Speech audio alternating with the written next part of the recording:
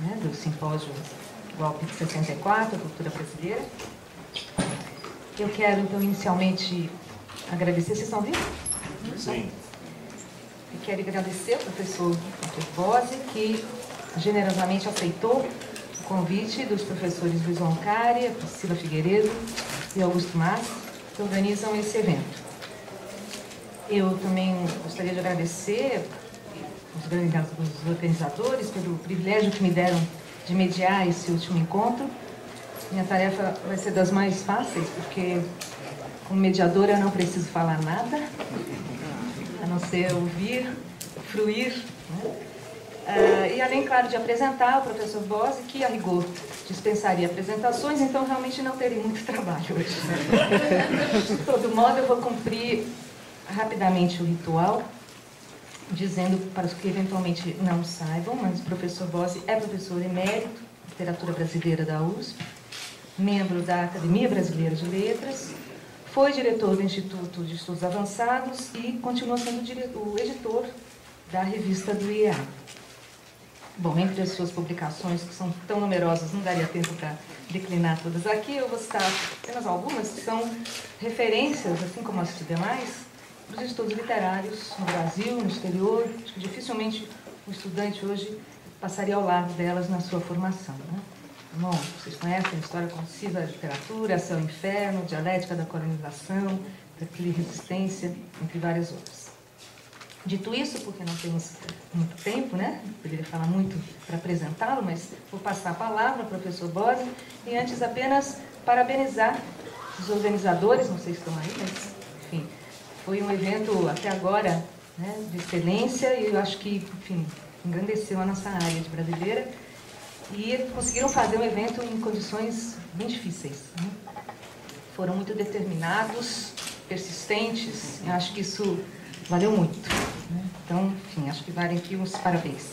Faço então, o professor Bose vai abordar as correntes críticas ideológicas dos anos 60. Então, agradeço muito as palavras sempre generosas da Yudi. E, como primeira observação, eu fiquei muito feliz de poder aceitar esse convite de falar sobre, genericamente, correntes críticas do começo dos anos 60, principalmente pela qualidade da comissão organizadora e pelo fato de que os organizadores, felizmente estão presentes aqui, pertencem a 3 gerações diferentes. Ninguém vai declinar a idade de cada um, naturalmente. Mas eu acho muito importante esse fato, quer dizer, no momento em que estamos lembrando, né, 50 anos do golpe de 64, evidentemente muito poucos, raríssimos dos presentes, né, foram testemunhas oculares do momento mesmo do golpe, né? Creio que o número de pessoas que, para ser testemunho disso, eram pessoas que hoje passaram dos anos de 60 anos de idade, que não é pouco, né?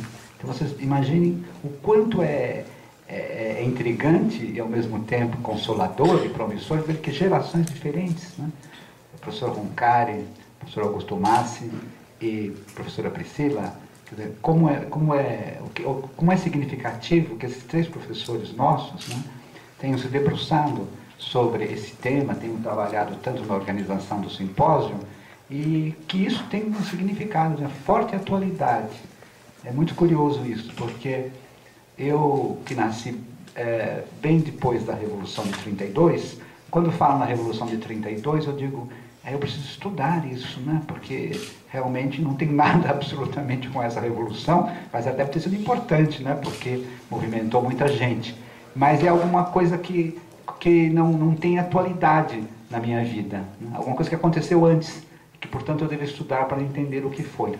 Agora, o que aconteceu nos anos 60, vocês devem ter visto isso muito bem, né? Através das palestras, né, que falaram sobre literatura, música, cinema, teatro. O que aconteceu nos anos 60, de alguma maneira, parece que está muito vivo, está continuado, não é? Quer dizer, foi um movimento assim, de aceleração da história cultural do Brasil.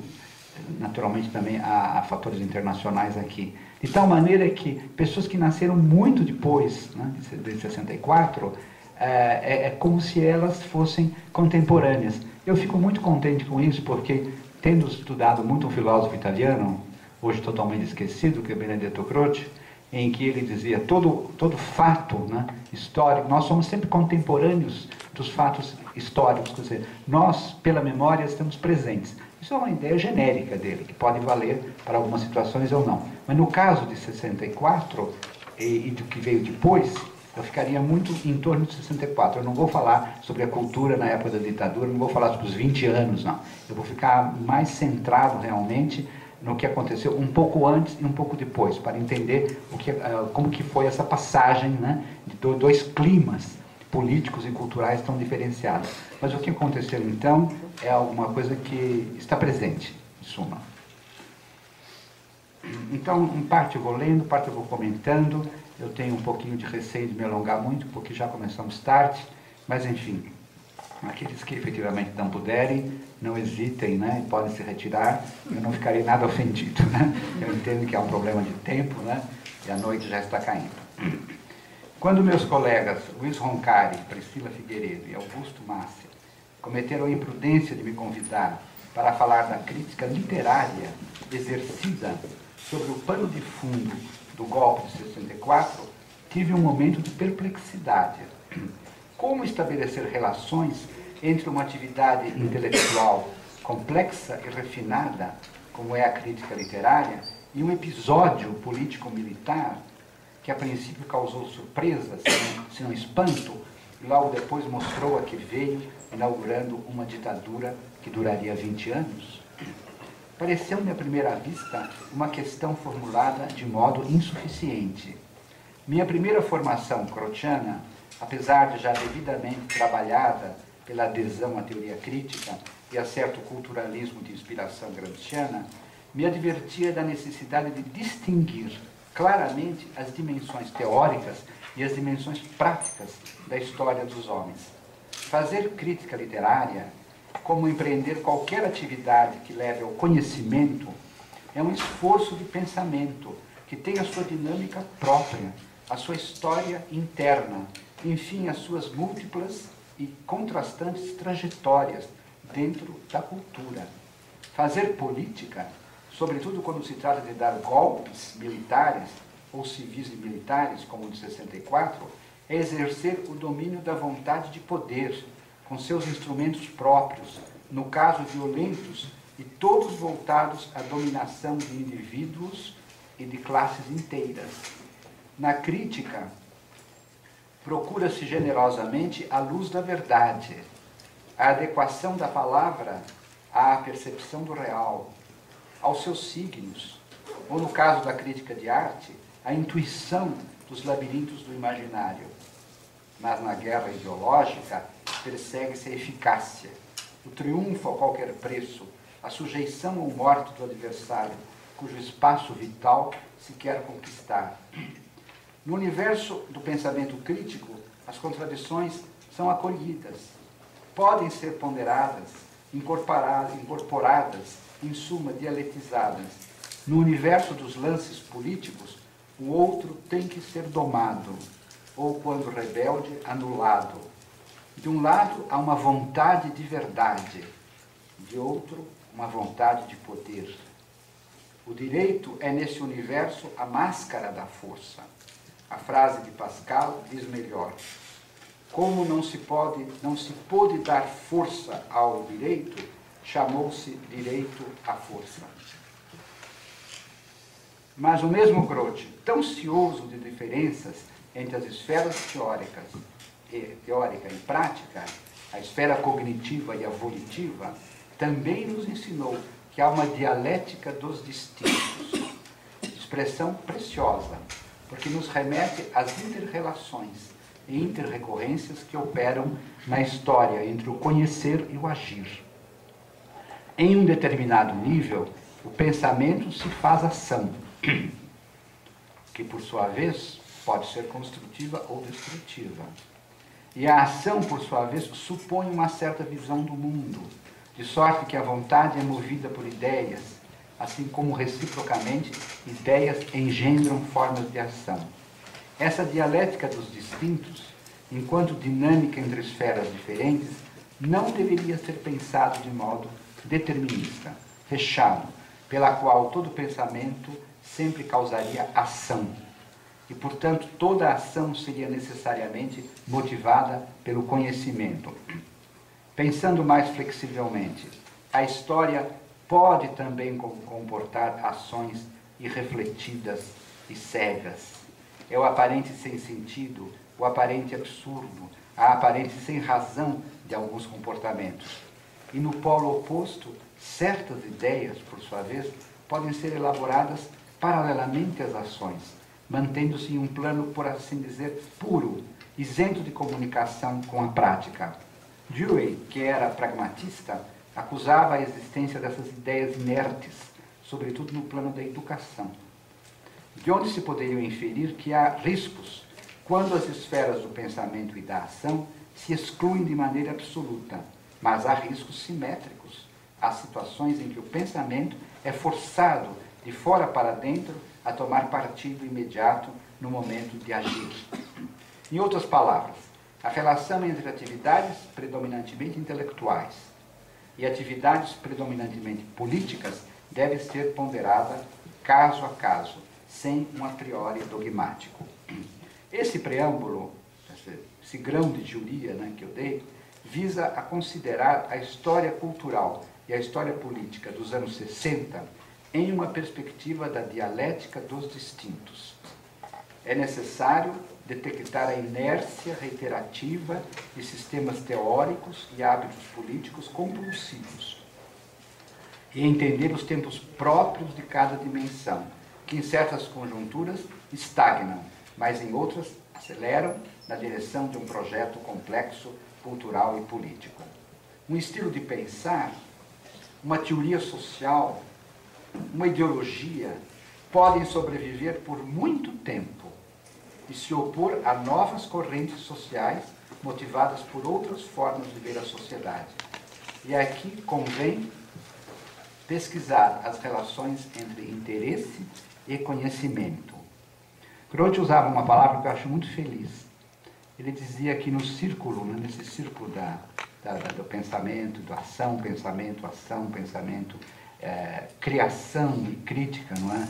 Nada se perde, segundo ele. Ele tinha uma visão circular. De modo que, quando se está fazendo, por exemplo, crítica literária pura, digamos assim, ou crítica musical pura, não é? Podemos equivocadamente pensar que o autor está aliado, não é, da situação social. Ele dizia, não, isto está implícito. Não ficou explícito, porque não é o que está sendo tematizado. Mas, se nós quisermos, vamos dizer, cavocar no fundo, vamos encontrar as relações. Mas quem está fazendo a crítica literária e musical, por exemplo, artística, não precisa, assim, ostensivamente, explicitar o que está implícito. A palavra que ele cria é implicação, que é uma palavra que eu achei assim que devia ser traduzida, não vejo muito em português, há mais implicância do que implicação, né? Mas a implicação significa exatamente isso. Nós temos que aceitar que no círculo, não é, da vida espiritual há momentos diferentes, porém eles podem voltar, podem ser acumulados e receber implicitamente força de outros momentos. Eu acho muito preciosa essa ideia da dialética dos distintos e do círculo que engloba ação, pensamento, criação, não é? Enfim, é um círculo de onde nós não escapamos e que também evita que nós separemos assim, em blocos, né, distintos e às vezes hostis, né, ou a ação política e a ação criativa. Feito isso, eu queria entrar na matéria mesmo, que são os anos 60, considerado muito 64, né, como divisor de águas. Eu me formei, vamos dizer, espiritualmente, antes de 64. Né?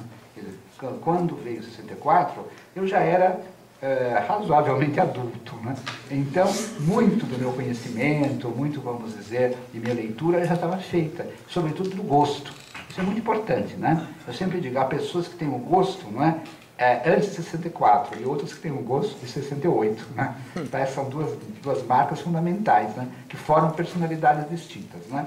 Eu, por fatalidade de idade, né, fui formado nesse período pré-64. Né? Então, inicialmente, sobretudo Augusto, né, me pediu que também dissesse alguma coisa pessoal, que não ficasse num plano assim, abstrato, genérico, falando dos anos 60. Então, às vezes eu, de uma maneira talvez indiscreta, né, eu intrometo algumas lembranças, né, que espero que também tenham uma dimensão suprapessoal. Se eu remonto a minha formação intelectual no começo dos anos 60, quando eu tinha acabado de sair da faculdade, na verdade, e tinha ido à Itália justamente nesse primeiro período, entre 60 e 62, se eu remonto a minha formação no começo dos anos 60, lembro que as matrizes europeias da cultura universitária paulista, nessa altura da nossa faculdade, eram basicamente o existencialismo sartriano, que nessa altura, isto é, em 60, com a crítica da razão dialética, já estava construindo uma ponte para dar conta dos fenômenos históricos, como a praxis e o trabalho alienado. Então, Sartre já estava dando o salto que a crítica da razão dialética significa. Né? O primeiro momento do existencialismo nihilista, né? Que é aquele, vamos dizer, que ficou mais típico, né? Do final da guerra, e depois um contínuo debate com as ideias de engajamento, e ele escreveu este livro imenso e dificílimo de ler, que é a Crítica da Razão Dialética, onde, porém, a gente pode pensar um esforço do filósofo para compreender, também existencialmente, fenômenos como praxis e trabalho alienado, que são dois fenômenos tipicamente marxistas, né? Dois estudados basicamente pelo marxismo. Ele procura incorporar, sem perder, vamos dizer, aquela paixão pela subjetividade que o acompanhou até o final da vida. Então, nesse momento eu estava assim, muito antenado pela filosofia, nesse momento em que eu terminei o curso de letras, não é? Eu li apaixonadamente a filosofia do tempo. Então, voltando, se eu remonto a minha formação, eu encontraria, e isso também era debatido aqui no departamento de filosofia, vocês podem imaginar que esse clima era o clima da faculdade de filosofia no fim dos anos 50 e no começo dos anos 60. Né? Então, de um lado, eu encontraria o existencialismo sartriano, enriquecido e problematizado com essas noções históricas. Né? E, de outro lado, o próprio marxismo, né? Que então se abeberava de Lukács e logo depois de Gramsci. Adorno veio um tanto depois, na verdade. Então, nós temos o que de marxismo se debatia nesses anos 60, que precediam o golpe, que naturalmente esses estudos continuaram de outra maneira, foi a obra de Lukács e depois, do ponto de vista da política cultural, a obra de Gramsci. É claro que com o tempo e a reflexão mais aturada, os teóricos do sujeito e os teóricos do objeto começaram a encontrar terrenos comuns para trabalhar. Agora, quando eu volto para o mundo das letras, em que eu estava, né, esse mundo das letras, no final dos anos 50 e durante esse primeiro período dos anos 60, né, eu vejo o seguinte, que a presença de Croce, que eu tinha recebido nas aulas do professor Bettarello, que era professor de literatura italiana, de minhas leituras italianas, não ocupava espaço relevante. Era uma coisa excepcional. Mas, sim, obliquamente, nas análises estilísticas de um Léo Spitzer, dos espanhóis, Damaso e Amado Alonso. Né? Eu não sei se esses autores são ainda estudados, né? Realmente, né? Mas eles eram o centro de toda a análise estilística do texto nesse começo dos anos 60. Muito em voga, né? Sobretudo, de um lado, o Léo Spitzer, que já era mais problemático, tinha algumas tinturas psicanalíticas, e do outro lado, Damaso Alonso, que era, sobretudo, um estudioso da língua literária. Né? Eram muito em voga essas análises. E elas produziam belas leituras de texto, de que é exemplo a leitura das Soledades de Góngora, feita por Damaso Alonso. Né? O Murilo pode dar uma testemunha da importância, né, da leitura de Góngora por Damaso Alonso. E elas, o que elas faziam? Né? A gente aprendia muitíssimo nessas leituras, porque elas contemplavam os aspectos expressivos e e formais do poema, mais do que as suas raízes sociais. Estas, quando mencionadas, já tinham sido mediadas e filtradas pelo culturalismo historicista, que dava primazia aos estilos de época.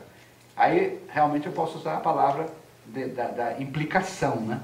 Quer dizer, a gente poderia ler essas análises e estaria implícita alguma coisa que, como estava no ar na cultura do tempo, que era a importância dos estilos históricos, histórico-culturais, barroco, classicismo, arcádia. Dava-se muita importância a isso, passava-se de uma análise estilística miúda, reveladora às vezes, até de aspectos existenciais do poema, e integrava-se isso em alguma coisa maior, que eram os grandes esquemas, né? Esquemas que até hoje têm, embora muito nuançados, né, e muito problematizados, ainda são pontos de referência, né? A gente sabe o que é um escritor clássico, um escritor barroco, um escritor Arcade, né? Por mais que as análises internas vão revelando diferenças de autor para autor, mas há alguma coisa que vem de Dilthey e Croce e todos os grandes historicistas, isto é, aceita-se a existência disso, né?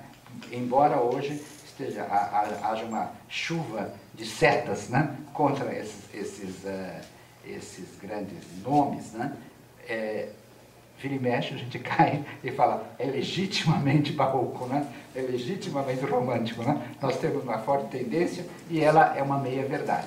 Agora, esse esquema de análise estilística e que remontava depois ao estilo histórico-literário, esse esquema era muito empobrecido pelo discurso escolar.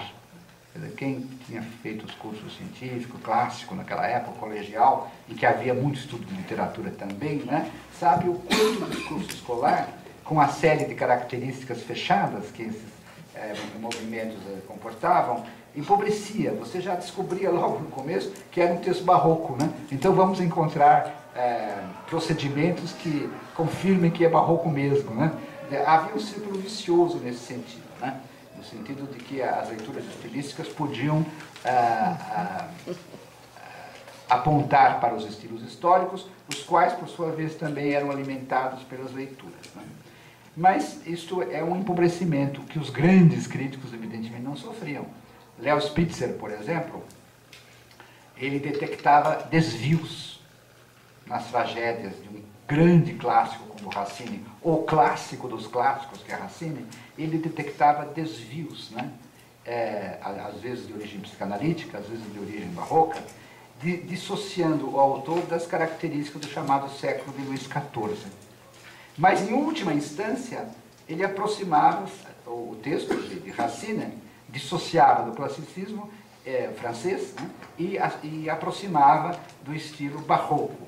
Aliás, diga-se de passagem, o barroco passava, então, de termo depreciativo a movimento altamente prezado pela crítica literária e artística.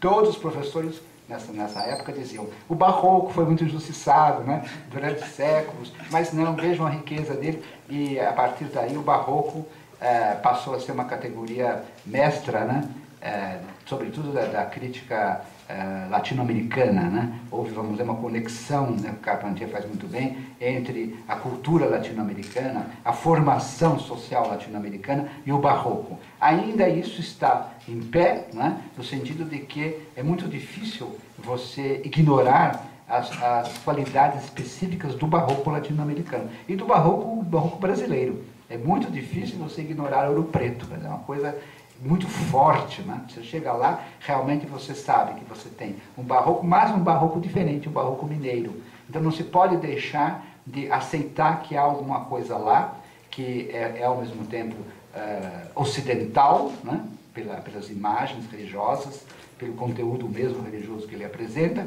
e brasileiro e mineiro. E isso se explicou pela expressão barroco mineiro. Então, eu sou de uma geração em que isso era muito importante, né? Em que isso era dito, né? E era tematizado.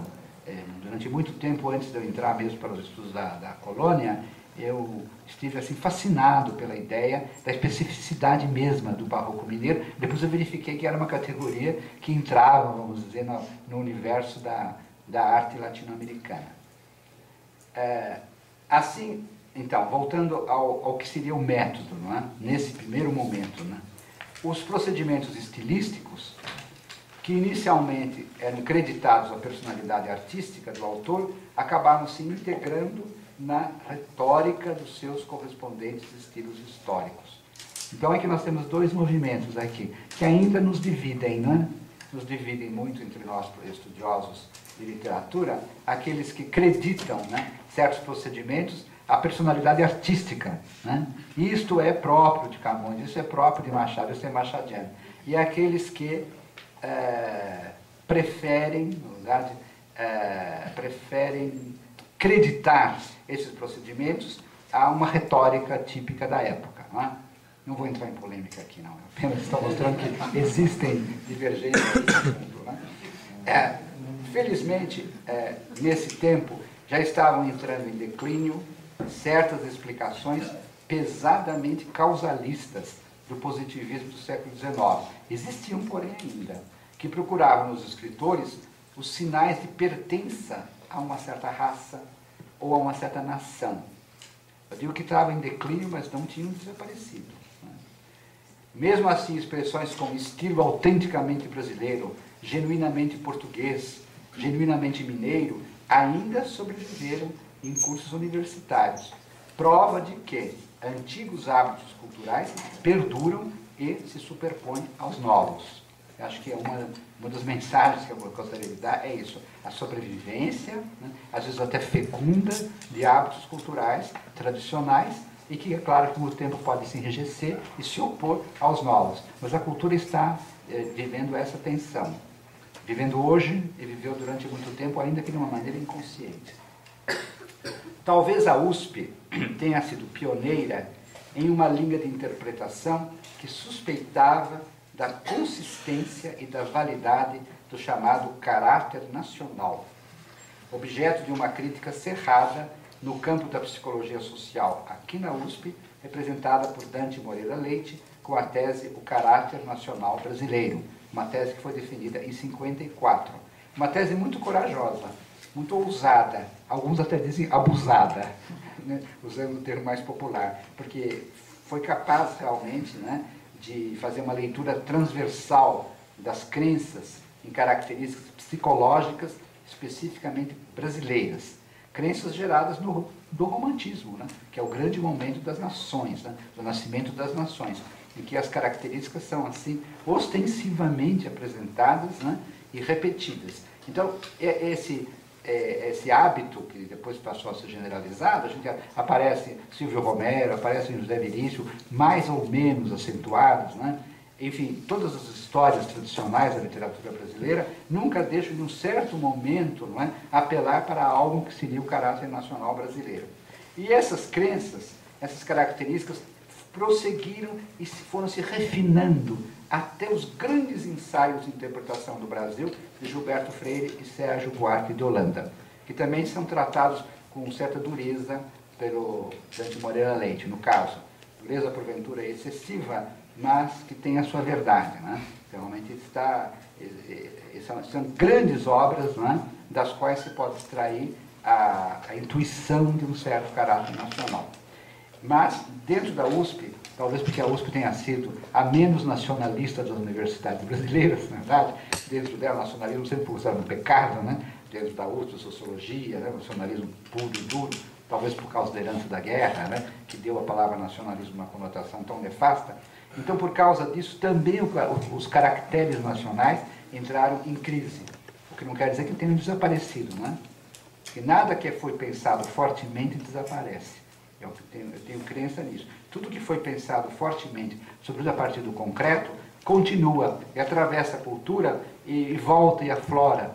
Mas, no caso particular, como eu estou de alguma maneira desenhando o que foi o começo dos anos 60, eu digo que foi um começo em que também essa crise, não é, afastou uma correlação direta entre o texto e o contexto, no sentido do contexto de psicologia nacional.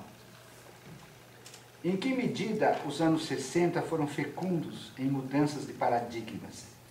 Pode-se avaliar pelo clima político-cultural que presidiu ao fim dos anos 50. Foi duramente atingido mas não suprimido pelo golpe de 64. Antes de 64, certamente estava ocorrendo um enlace de conhecimento e vontade política, que é próprio das grandes ideologias e das grandes contra-ideologias. Nesse momento, eu vou fazer, vamos dizer, um desvio necessário para mostrar o que era esse clima político. Então, perdoe-me se vou parecer muito didático, né, para lembrar o que estava acontecendo do ponto de vista do ânimos político nesses anos, né, que foram tão decisivos para a minha formação e formação de tantos colegas. Né. Os movimentos, então, eu faria agora uma volta pela história social e política para depois voltar ao problema das correntes críticas. Os movimentos reformistas de centro-esquerda, que marcaram o quinquênio de Juscelino Kubitschek, 55 a 60, vejam que o quinquênio termina em 60, foram diretamente afetadas pelo ideal do desenvolvimentismo. Esse programa-chave, aliás de longa duração, não há candidato que não queira desenvolver, né? Então, esse programa-chave, aliás de longa duração, tem a ver com o que, adotando uma metáfora otimista, se chama em macroeconomia os anos dourados do capitalismo, que se seguiram à Segunda Guerra Mundial. Observe-se a elasticidade do termo. Desenvolvimentismo foi tanto a bandeira da burguesia industrial como a bandeira de sindicatos e partidos de esquerda no mesmo contexto. E todos almejavam controlar os aparelhos do Estado para realizar os seus projetos. Os governantes desta ou daquela ideologia preconizavam igualmente o desenvolvimento das forças produtivas, sobretudo do setor industrial. Uns apostavam no capital, que deveria acumular-se, reproduzir-se, reinvestir-se, e defendiam um modelo do Estado do laissez-faire. Liberal, sim, mas solidamente solidário com os empresários e os banqueiros. Outros pensavam no destino da classe trabalhadora, que iria também crescer. Na visão canônica, esse desenvolvimentismo das forças produtivas despertaria nos operários a consciência de classe, enquanto consciência da exploração, sem a qual não há revolução. Nos meios comunistas ortodoxos, que eram muito mais numerosos do que hoje, vocês podem imaginar, né? Nos meios comunistas ortodoxos, predominava a esperança etapista, pela qual a expansão da burguesia industrial e, portanto, da modernidade capitalista seria requisito para a explosão da revolta proletária. Se, em termos de teoria econômica, a direita se opunha à esquerda, como na famosa polêmica entre os liberais e os estatizantes, representados, então, respectivamente por Eugênio Goudin e Roberto Simonsen.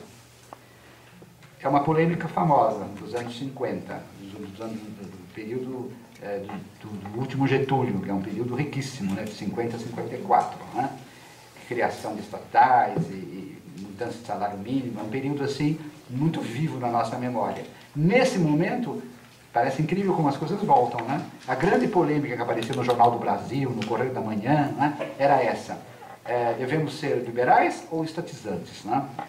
Eugênio Goudin era o santo dos liberais, né? Dizia, nós não devemos, de forma alguma, o Estado não deve, vamos dizer, penetrar em nenhuma área, né? Nem de produção, né? Nem de formação. É o Estado gendarme, né? Ele vai defender, né, uma situação, e ele era rigoroso nisso, e era um economista clássico.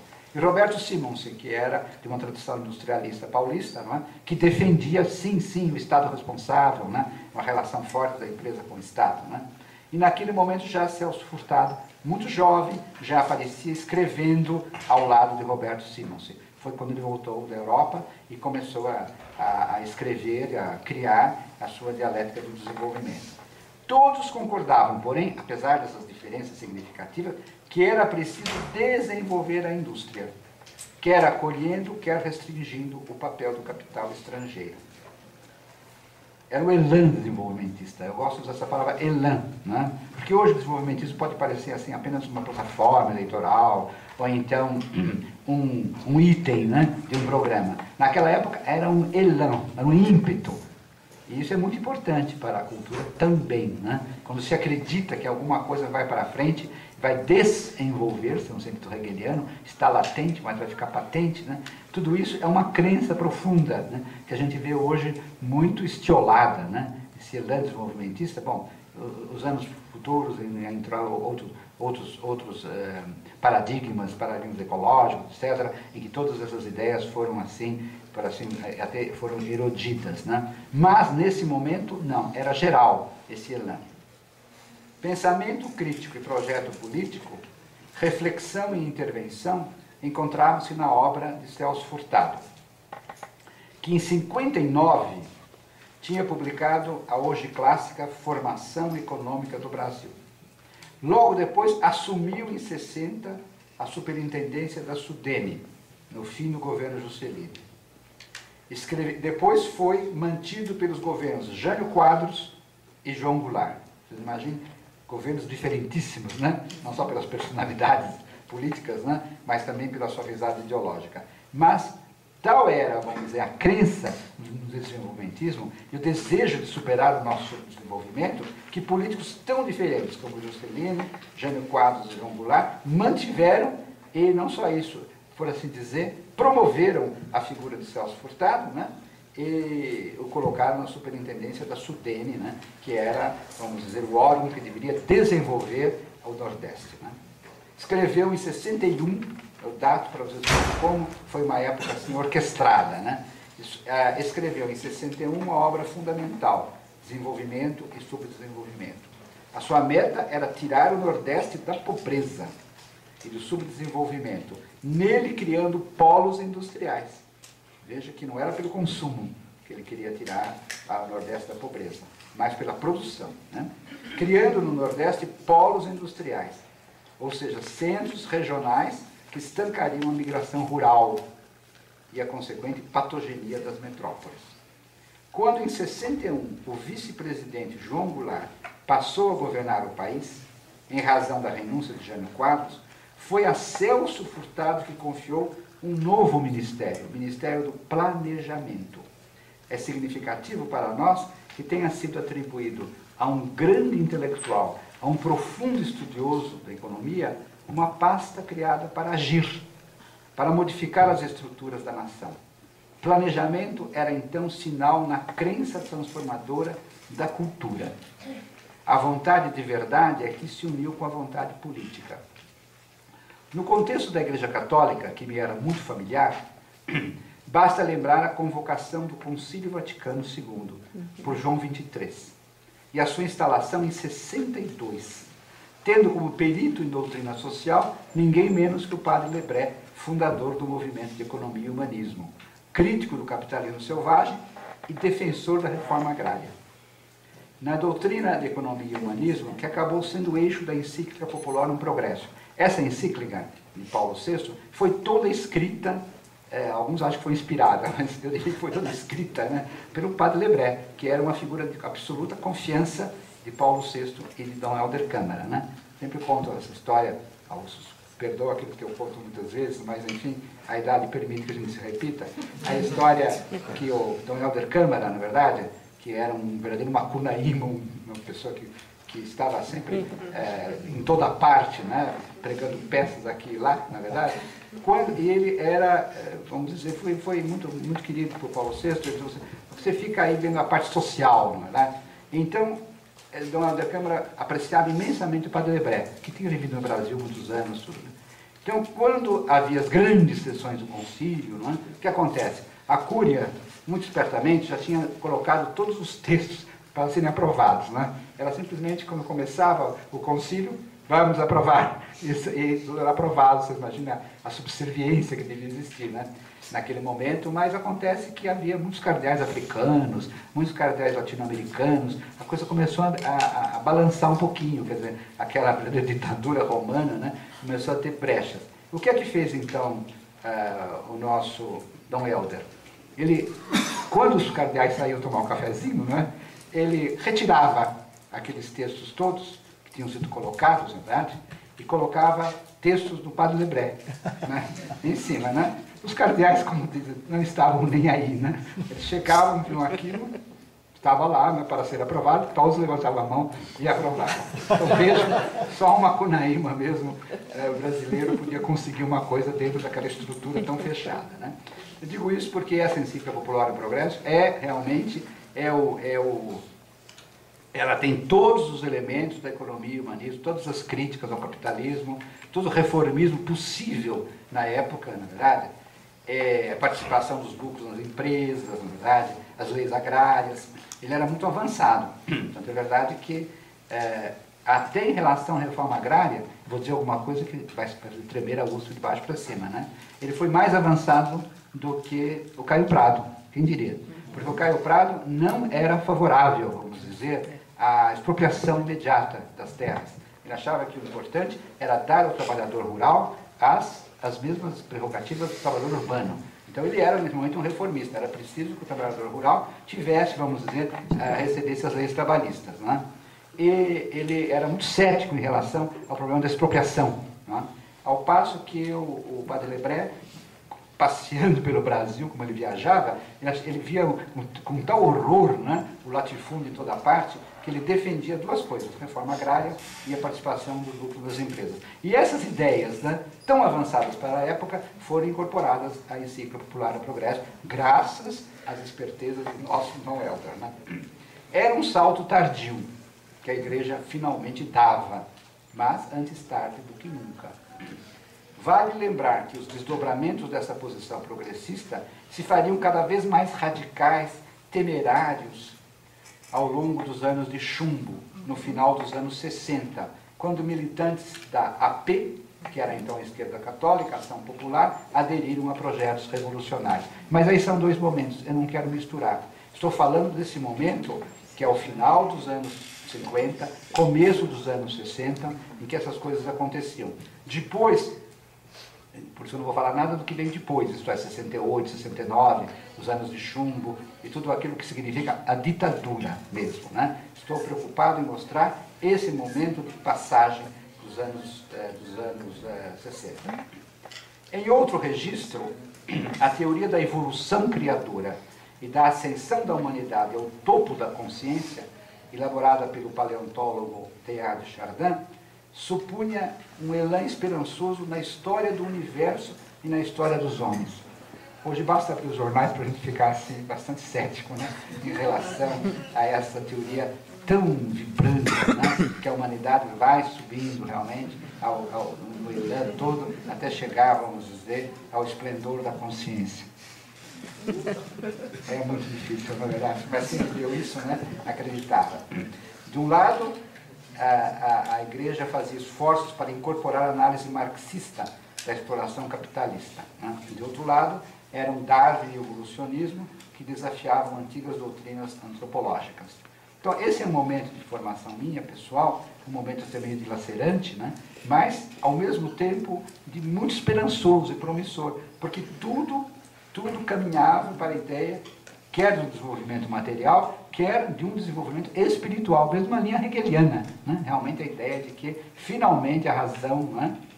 É muito curioso, recentemente eu andei relendo a Vida de Jesus, feita por Hegel. Hegel, quando era estudante seminarista em Tübingen, ele, protestante, ele escreveu uma Vida de Jesus, né? Eu tenho uma edição italiana, infelizmente o meu alemão não dá para tanto. Então, eu lendo isto, eu fico assim, admirado, porque a todo momento ele faz o Evangelho, ele segue o Evangelho. Só que ele comenta, né? E cada ato que ele acha sublime, ele fala, aqui a razão, finalmente, né? Aqui a razão. Tudo aquilo que que a gente pode considerar como bondade, caridade, enfim, sentimentos altruístas, ele escreve razão, com R maiúsculo, naturalmente, da tradução, né?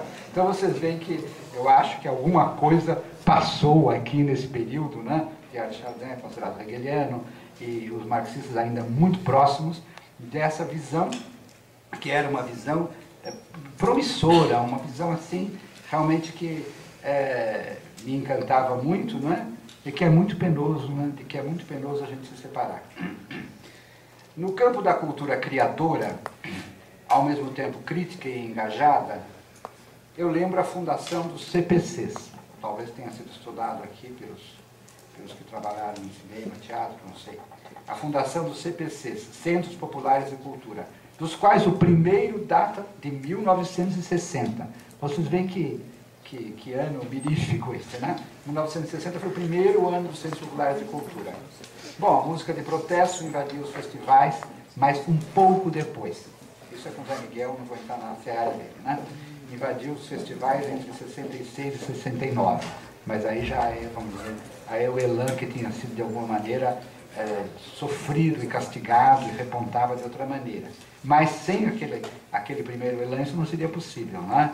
Isto é, quando a coisa, vamos dizer, se apontou para a crítica, era sempre em nome de algo que superava a crítica, né?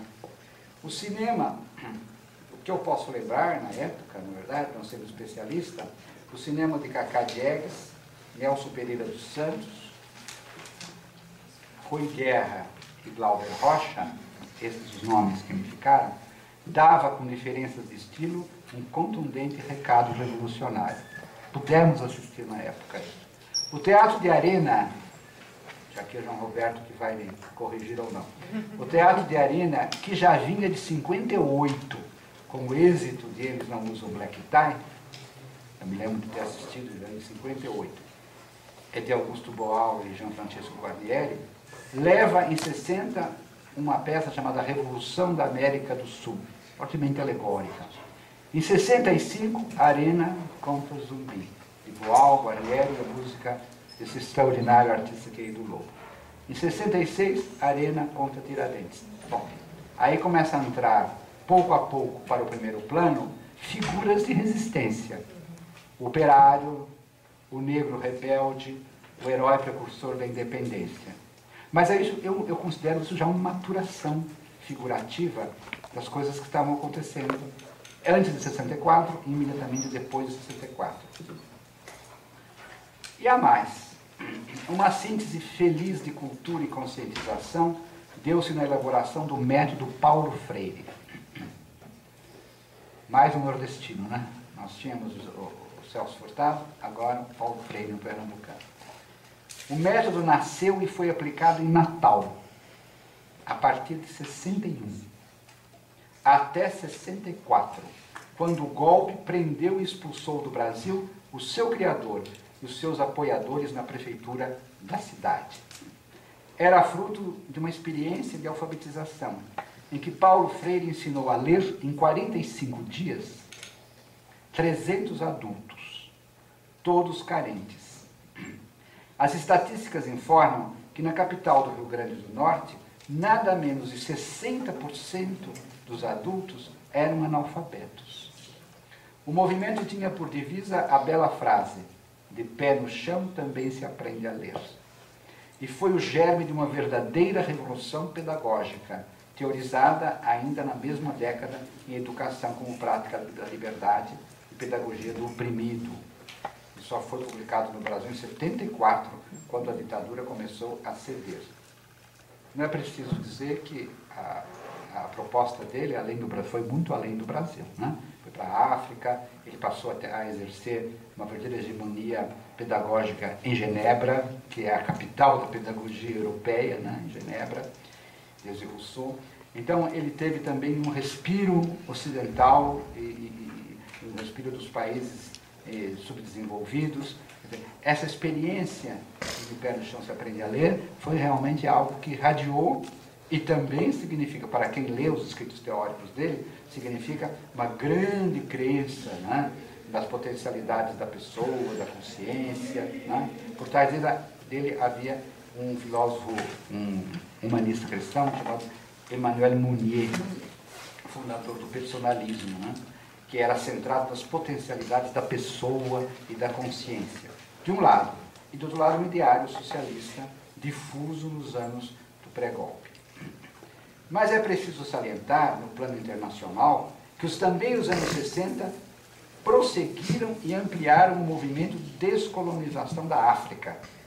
A Argélia conquista a independência em 62, depois de um duro combate que dividiu a opinião pública francesa.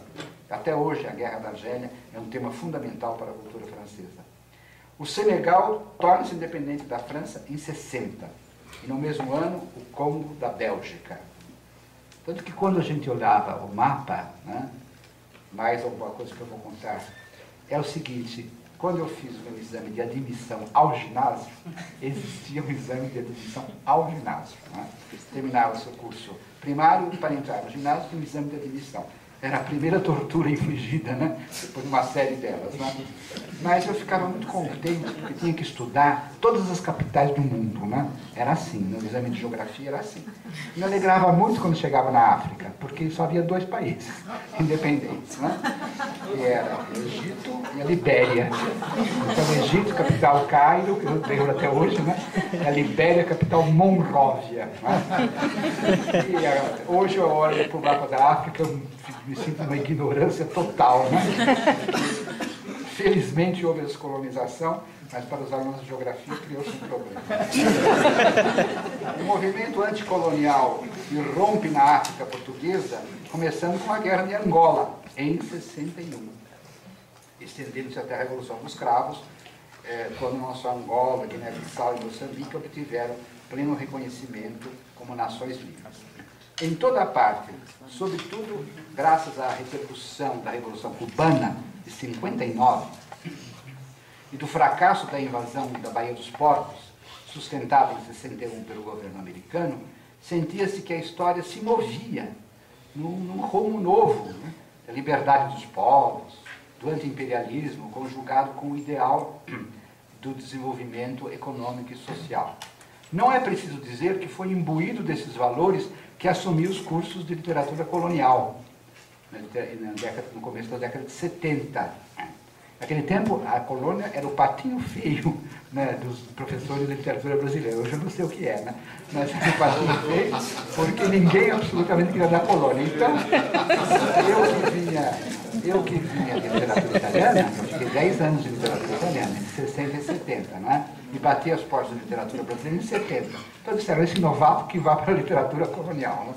Isso me fez muito bem, né? Por anos e anos e anos, eu pude pensar o que eu chamo de dialética da colonização, dando cursos repetidos com Gregório, Vieira e assim por diante. Né?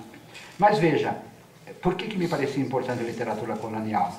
Porque havia toda uma cultura, na verdade, também na África, no Senegal, querendo mostrar que o colonialismo estava no fim e que era preciso, vamos dizer, cauterizar as marcas as marcas ferozes ainda, não é? Havia exércitos colonialistas, né? E era preciso, isso era um tema que estava, vamos dizer, constante. E, então, de alguma maneira, para mim foi uma conjuntura feliz ter me aproximado da literatura colonial nesse momento, né? E a história e a crítica literária, vocês estarão perguntando, não é? Bom, o discurso, repetindo o que eu disse no começo, na dialética dos destinos, tá?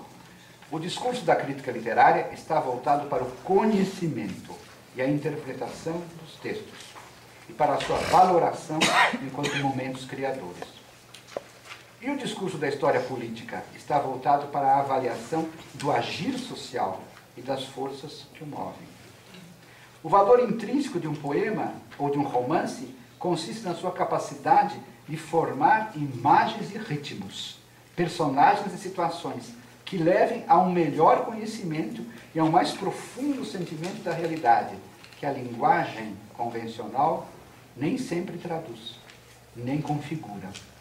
É uma crença que eu tenho, estou de alguma maneira dizendo de maneira política, né? Eu acredito que a literatura vai nos dar um melhor conhecimento e um melhor sentimento da realidade, que a linguagem não literária, ou digamos a linguagem convencional, que em geral é repetitiva e ossificada, não configura. Né? Então vocês têm aqui um defensor da literatura. Né? Não por acaso, a idade me permite, não é, que eu defenda algo que eu vejo que nos congressos anda muito minguado. Né? Quem defende a literatura precisa pedir licença às vezes. Né? O valor intrínseco de uma ação política está na sua eficácia, no seu poder de transformar as estruturas socioeconômicas ou de impedir que elas se transformem. Não é? A literatura, vou usar uma expressão bem gramsciana, né? A literatura representa a realidade, segundo várias e diferentes perspectivas, e exprime a realidade segundo tonalidades afetivas do texto. A política quer agir sobre a realidade, ora forçando a sua conservação, ora lutando pela sua transformação. Essa diferença não deve ser absolutizada, tá? Mas ela tem um fortíssimo apoio empírico, né? A literatura representa e exprime sempre, ao passo que a política frequentemente quer agir direto, né? Antes de representá-la e exprimi-la. Daí os ritmos tão diferentes, né? Dessas duas atividades. Até aqui é sempre a analítica dos distintos. Mas a análise não é estática. Em certo momento eu li em Kant, né? Leitura dificílima, da qual eu tenho pouca memória, mas enfim, eu li em Kant essa frase, que é, ou alguém sobre Kant, que a razão dialética é a continuação e aprofundamento da razão analítica. Parece que as coisas são diferentes, né? Quer dizer, a razão analítica, quanto mais a gente analisa, aí vem surgir o quê? As inter-relações entre poesia, ideologia, romance e ideologia. Mas é preciso efetivamente, né, dar o máximo à razão analítica. Recapitulando as principais correntes da crítica que sobreviviam ou se instauravam nos anos 60, o que temos? A sobrevivência de um discurso estilístico, já articulado desde os anos 30. Isso que nos davam na faculdade não era já muito, eu não diria ossificado, que é uma palavra, era já muito cristalizado, né? Tanto que os professores de francês davam uma chamada analise de texto, todos, e nada mais era do que uma forma muito racionalista de fazer análise estilística, né? Sempre tinha que achar 3 movimentos, né? Esses 3 movimentos, então, faziam essas análises, né? E mostravam as inter-relações. Isso ajudava muito. Agora, havia uma certa racionalização, que não está na crítica espanhola, não está na crítica de Spitzer. Isto é, muito rapidamente se transformaram esses movimentos em conceitos, em ideias. É alguma coisa cartesiana mesmo, né? Então, a poesia tinha tais e tais ideias, né? Tais e tais noções. Hoje nós nos afastamos disso, mas substituímos talvez por intuições, não é? Por imagens, por palavras mais ligadas à prática artística. Mas era sempre um modo de se aproximar do texto, que eu acho feliz. E muitas vezes nós fazemos isso sem saber. As pessoas não sabem que estão fazendo crítica estilística dos anos 30, mas estão fazendo. Não é? Quando elas ficam estudando as metáforas, os ritmos, as imagens, né? Quando elas ficam, vamos dizer, rentes um pouco os procedimentos, elas estão fazendo, às vezes de uma maneira aleatória, aquilo que a crítica estilística fazia de maneira sistemática. Tratava-se de descobrir, no coração das imagens, dos ritmos, das figuras, um sentimento fundamental. Aquilo que os espanhóis dizem, um temple anímico, né, que permeava o poema e lhe dava uma fisionomia individual, às vezes inconfundível. Os poemas eram lidos como expressões singulares. Os autores eram nitidamente individualizados e o seu conjunto formava a história literária. A análise era estilística e, quando colocada acima do limiar da frase, já era temática, motivos e temas. Como apontei no começo, a individuação extremada dos autores era compensada pela hipótese da abrangência dos estilos histórico-literários. Esses constituíam a ossatura da história literária. Não havia praticamente nenhuma história literária, pelo menos nos países que nós conhecemos, do Ocidente, que não estudasse com os momentos, né? Só havia uma grande exceção, que é a cultura italiana. A história literária de Francesco de Sanctis, que é o maior historiador da literatura italiana de longe do século XIX, verdade? Ela circula toda em torno de autores. Então, um capítulo se chama Dante e o seu tempo, né? A idade de Dante, a idade de Petrarca, né? A idade de Ariosto, quer dizer, a idade de Maquiavel, Quer dizer, frequentemente os capítulos são centrados na análise. Isso por causa da tradição italiana, que vem do Renascimento, diria Burckhardt, de dar extrema importância à criação individual. Coisa que ficou em Burckhardt, que ficou no seu discípulo Nietzsche, de um lado, e que ficou em Croce. Né? Croce também achava que a história da literatura devia ser história dos autores. Né? Então perguntaram, mas então vai ser uma enciclopédia? Ele fala, não, a gente pode, no século XX, 5 ou 6 autores já valem a pena, né, estudar. Né? Então, uma história por autores seria muito econômica, né? Porque vamos estudar a poesia brasileira do século XX, só por autores. Quantos vão sobrar? Meia dúzia, 7, 8, quer dizer, autores que criaram escolas, que são repetidos ad infinitum, como Drummond e o Cabral são repetidos pelos novos, que nem percebem que estão repetindo aquilo que está no ar desde os anos 50, não é verdade? Então, essa é uma característica, vamos dizer, da cultura italiana, de estudar, sobretudo, os autores que deram, vamos dizer, origem e movimentaram o estilo de uma época, não é? Mas isso não é comum. A tradição francesa, que é aquela que foi seguida muito de perto aqui no Brasil, sobretudo aqui na Faculdade de Filosofia, mas também no Rio de Janeiro, que teve uma formação francesa muito forte, né, nos anos 40 e 50, a tradição francesa é acreditar realmente que existem estilos histórico-literários. Mas, de qualquer maneira, o caminho era esse. Né? Os estilos, constituem a ossatura da história da literatura, a sua continuidade dentro das diferenças estilísticas. De alguma forma, fazia-se abstração, como eu disse há pouco, dos contextos econômicos, que eram colocados fora da órbita da interpretação estética. Isso era muito polêmico nos anos 60, 50 e 60.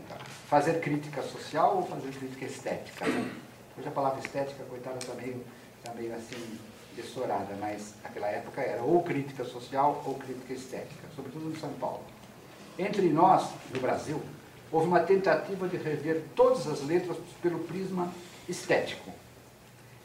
Foi uma militância didática de um professor do Rio de Janeiro, Afrânio Coutinho, organizador de uma série intitulada A Literatura no Brasil. Eu me lembro que eu estava estudando literatura brasileira, o professor Castelo, que era historicista, né, e fortemente crente, né, na especificidade da literatura brasileira, ele disse, vocês vão ler a literatura no Brasil, mas não acreditem nisso, não. Eram 5 volumes, não era difícil você não acreditar em nada. Né? Não acredite porque Afrânio Coutinho, com quem ele estava em polêmica, né, Afrânio Coutinho queria tirar o do Brasil. Ele queria dizer que a literatura era algo universal que aconteceu no Brasil. E podia ter acontecido no Chile, acontecido no país. Mas a literatura é que era realmente o tema no Brasil. E esse no Brasil era polemicamente contrastado com a tradicional historicista da literatura do Brasil. Eu tenho um pouco de escrúpulo de satirizar essa tendência, embora julgue que os 5 volumes de literatura no Brasil não atingiram absolutamente o seu alvo, né? Porque, enquanto leitor de Croce, sempre acreditei que se encontra na poesia, de fato, um complexo de imagens e um sentimento que o anima. A maior definição de Croce. Eu continuo acreditando que não há nenhuma poesia, nenhuma bela poesia que eu tenha analisado, onde eu não encontre um complexo de imagens e um sentimento que o anima. É uma definição simplíssima e pode-se dizer que é parcial, mas não que seja intrinsecamente falsa, pois tudo depende do modo de tratar as imagens, essas imagens que aparecem, e tudo depende do modo de tratar o sentimento, modo que na perspectiva estetizante enclausura o discurso crítico, ao invés de fazê-lo avançar para os campos limítrofes da interpretação contextual. Mas eu acho que esta é sempre um bom começo, meditar sobre as imagens, entrar em empatia ou antipatia com o sentimento fundamental do poema, é sempre bom no começo. Só depois que a gente tem, vamos dizer, esse mapa imagístico e afetivo, é que se pode, vamos dizer, avançar para aquilo que estaria implícito, mas que para nós é limítrofe, que é a interpretação contextual. Senão, realmente, nós vamos encontrar em todos os poemas só aquelas variantes ideológicas. De todo modo, bom, aqui uma notinha de pé de página, né? que eu me lembro que, ao ler essas observações que eu estou fazendo sobre análise literária dos anos 50, né, eu vi que havia um grande nome na crítica internacional, né, que estava, vamos dizer, avançando, né, e superando essa crítica estilística, avançando, incorporando e avançando essa crítica estilística, que é Auerbach. Auerbach. Né? Vocês devem ler o pós-fácil que Marcos Nazário escreveu sobre o último livro publicado de Auerbach, né? Da filologia. Porque Auerbach escreveu nos anos 40, 46, ele publicou lá na Turquia, e eu, como leitor de Carpo, via o nome de Auerbach em artigos dele em 48, 49, 50. Mas Mimesis só foi traduzido bem depois, né? A colega nossa, né? Sperber. Então, o livro de Auerbach, de alguma maneira, resolve por alto essa dicotomia que se fazia um pouco assim provisionalmente no Brasil. Ou faz crítica estética ou faz crítica social. Ele resolve por alto, fazendo aquelas análises extraordinárias, né, que ele fez já nos anos 40. Então, como vocês veem, nada é muito homogêneo. De todo modo, já estou chegando ao fim, né? Eu acho que já estou avançando demais. Em todo caso, começo realmente a terminar, né? De todo modo, a leitura estético-estilística estava destinada a uma superação. Tudo isso que eu estou contando, que é do final dos anos 50 e começo dos 60, estava destinada a uma superação na medida em que grandes críticos da literatura, visceralmente penetrados pela sociologia do conhecimento e pela sociologia da arte, estavam construindo, desde os anos 50, uma nova história das letras, como parte vital da cultura.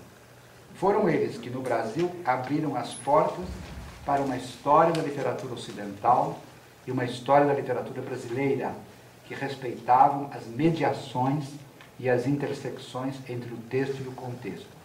Otto Maria Carpo, com a história da literatura ocidental, e Antônio Cândido, com a formação da literatura brasileira.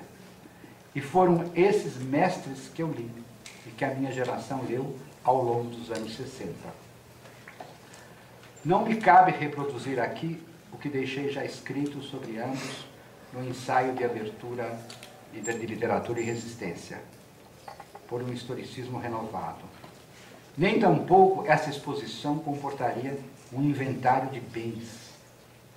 Para dizer o mínimo, em Carpo aprende-se a história e a interpretação dos grandes movimentos literários do Ocidente, desde os gregos e romanos até a primeira metade do século XX.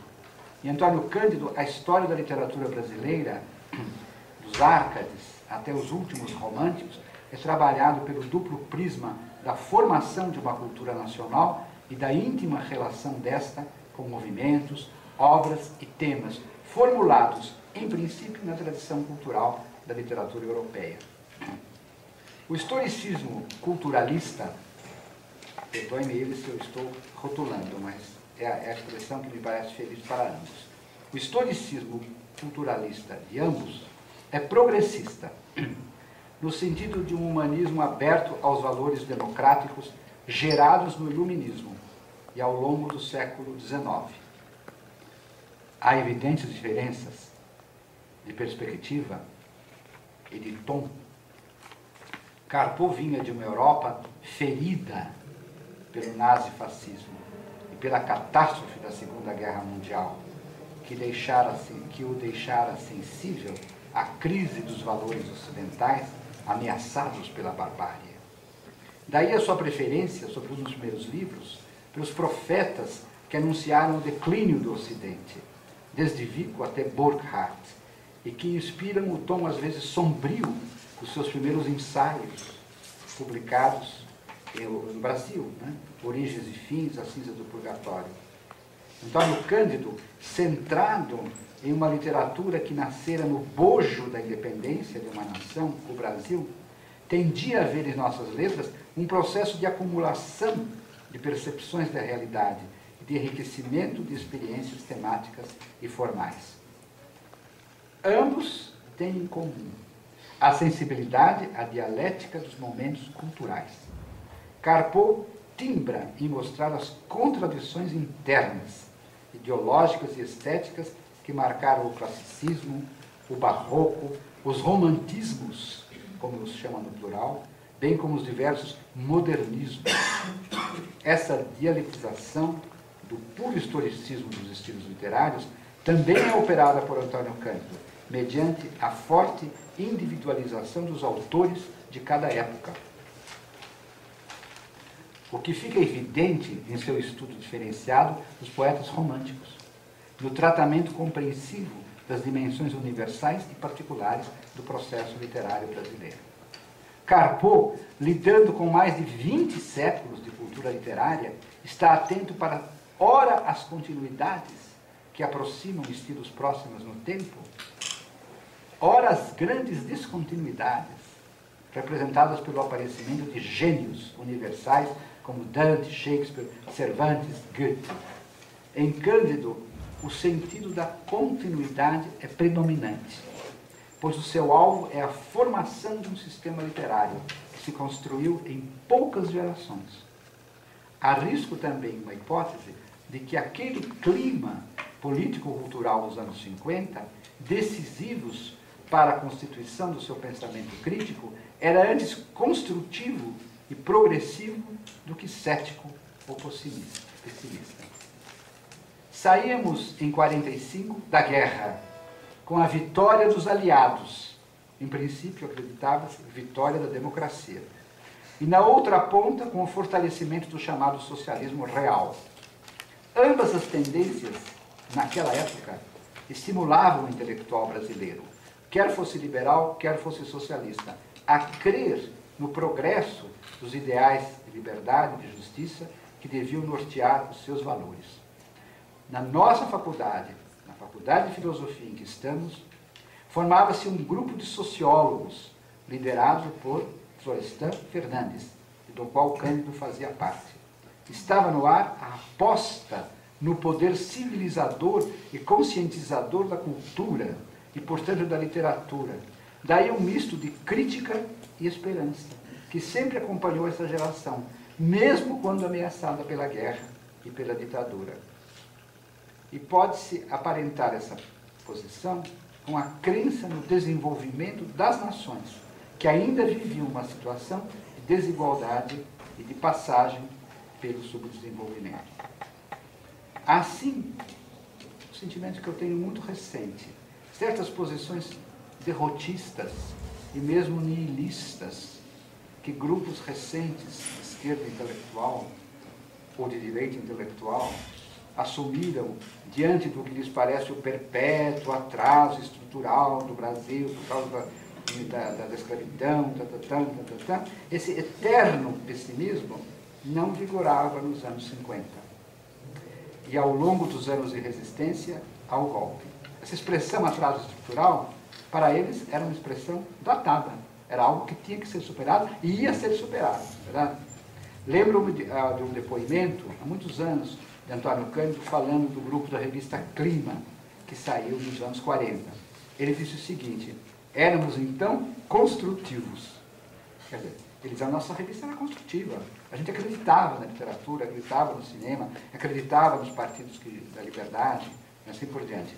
Acho que essa é uma expressão que me ficou, porque comparo muito com situações atuais, é claro que as conjunturas são muito diferentes, né? Em que há baixa do elan. E parece que a negatividade, né, ocupa todos os espaços. E até os poetas, de alguma maneira, se comprazem nisso, né? Quer dizer, há realmente um desejo sempre de apontar a queda, né? Aquilo que, vamos dizer, era a polêmica do Sartre com Camus, né? Camus, já leitor de Nietzsche também, era, ao mesmo tempo, acreditava no elan do indivíduo, mas tinha uma visão cética da história.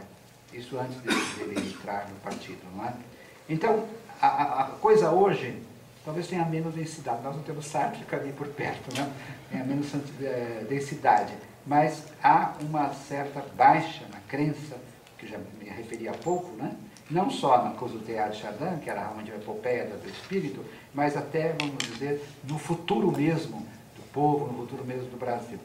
E em outros lugares, os futuros específicos das suas pátrias. Né? Então, eu acho que, quando falo que, em Cândido, sobretudo, né, porque o Karpov vinha de uma desgraça, né, ele era exilado, né, de fugir da Áustria quando foi anexada pelos nazistas, enfim, ele tinha visto o fim da República de Weimar, tinha visto o fim daquela belíssima cultura alemã dos anos 20 e 30. Então, ele era um homem muito amargurado quando chegou ao Brasil, e os seus livros que são extraordinários, né, então, transmitem essa ideia da queda. Ao passo que em Antônio Cândido nós temos alguém que fazia crítica construtiva. Né? Em certo momento ele me disse: olha, Alfredo, acho que eu vou ser crítico maior de entrada, só elogiar, não vou criticar mais ninguém. Né? Assim não teria tantos inimigos. Né? Quer dizer, só revelar. Achei uma expressão bonita dele, né? Vou só revelar o que é bom, né? Eu não vou ficar assim atrás do que não... O silêncio já disse que eu não gostei de alguma coisa. Né? Enfim, quem faz crítica literária, evidentemente, em certo momento tem que escolher. Né? Essa corrente de esperança na cultura letrada, na cultura popular, e o difuso nacionalismo dos anos para cá, construção de Brasília, né? Foi realmente algo de épico. Né? Nós sentimos aquilo, né? Como alguma coisa assim, o começo de uma nova cidade, uma nova civilização, uma cidade que se acreditava sem trânsito. Né? O difuso nacionalismo do JK, da Bossa Nova, foram em parte interrompidos. É uma coisa a estudar, uma coisa de psicologia social. Foram interrompidos quando não marginalizados no campo dos estudos literários e universitários pela vaga do estruturalismo. É a última, vamos dizer, corrente crítica do qual eu quero dizer alguma coisa. Era um sistema teórico baseado em certos postulados linguísticos que centravam a leitura do texto nos seus procedimentos imanentes, sonoros, gráficos, morfológicos, sintáticos e temáticos. Em geral, eram as dualidades similares ou opostas, os paralelismos, as correlações internas que atraíam a atenção dos estruturalistas, sempre muito sensíveis a esquemas binários, dentro e fora do texto.